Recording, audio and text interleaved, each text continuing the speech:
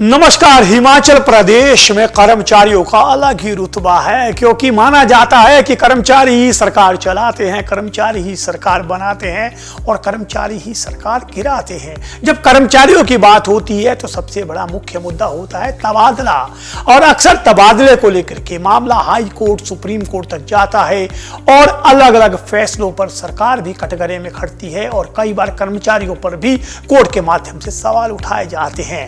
लेकिन व्यवस्था परिवर्तन का दावा करने वाली सुखविंदर सिंह सुक्खू की सरकार ने अब इस ट्रांसफर में भी जो है एक व्यवस्था परिवर्तन किया है। जी हां, अब इन हाउस यानी कि आप अपने विभाग के अंदर ही अपना जो ट्रांसफर है उसको लेकर के चुनौती दे पाएंगे। यानी अब आपका तबादला होता है, अगर आप कर्मचारी हैं तो आपको सीधे हाई कोर्ट का रुख नहीं करना पड़ेगा, क्योंकि पहले एक दौर में ट्रिब्यूनल होता था लेकिन उसे खत्म कर दिया गया था। अब कोर्ट में ही जाना एकमात्र और अंतिम विकल्प माना जाता है। लेकिन अब प्रदेश सरकार ने एक बड़ा बदलाव करते हुए यदि सरकारी कर्मचारी या अधिकारी का ट्रांसफर होता है और अपने ट्रांसफर आदेश से यदि वो असंतुष्ट है तो इसके खिलाफ संबंधित अधिकारी को अपनी रिप्रेजेंटेशन यानी अपील दे सकता है। जिस अधिकारी के दस्तखत से उसका ट्रांसफर ऑर्डर इशू हुआ है वहां जाकर वो अपील कर सकता है, क्योंकि प्रशासन का मानना है और साथ ही सरकार का भी मानना है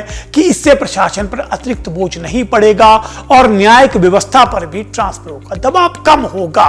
हिमाचल प्रदेश सरकार अब भी 2013 में बनाए गए कॉम्प्रिहेंसिव गाइडिंग प्रिंसिपल के तहत तबादला नीति का पालन करती है। इसमें कर्मचारियों के पास ट्रांसफर होने के बाद किसी भी तरह का विकल्प नहीं था, ना ही कोई अपील करने का प्रावधान था। यदि कोई कर्मचारी ट्रांसफर से असंतुष्ट होता है तो सीधा उसके पास मात्र कोर्ट का रास्ता ही आखिरी विकल्प बचता था।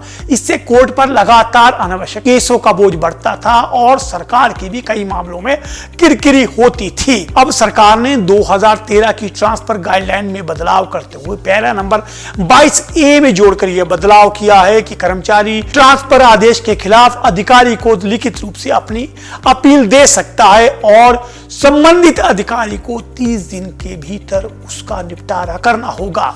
यदि 30 दिन के भीतर उसे लगता है कि तबादला गलत हुआ है तो यह तबादला रद्द माना जाएगा, और यदि उसे लगता है कि तबादला ठीक है तो वो ट्रांसफर जो है वो वैलिड मानी जाएगी। तो सरकार ने एक बड़ा निर्णय लिया है और अब निर्णय जो है वो लागू भी हो गया है। अब देखना है कि कितने सरकारी कर्मचारी जो है इस मामले को लेकर के अपील करते हैं। और सबसे बड़ी बात है, जो 30 दिन का जो समय दिया गया अपील का, इस दौरान कर्मचारी की पोस्टिंग स्टेशन क्या रहता है। कई सवाल हैं, अब जब लागू होगा उसके बाद ही पता चलेगा। लेकिन मुझे लगता है कि यह अपील विद इन डिपार्टमेंट होगी। निश्चित तौर पे एक प्रक्रिया है जिसे सरकार ने एक और दरवाजा कर्मचारियों के लिए खोला है। ये कितना बेहतर रहता है या इसके पॉजिटिव या नेगेटिव क्या असर है, जब लागू होगी उसके बाद ही पता चलेगा। और जब इससे संबंधित कोई अगला खबर आएगी तो जरूर आपको अपडेट करेंगे, क्योंकि आप देखते हैं समाचार फर्स्ट टू द पॉइंट और मैं होता हूं हर बार आपके साथ आपका पंकज पंडित।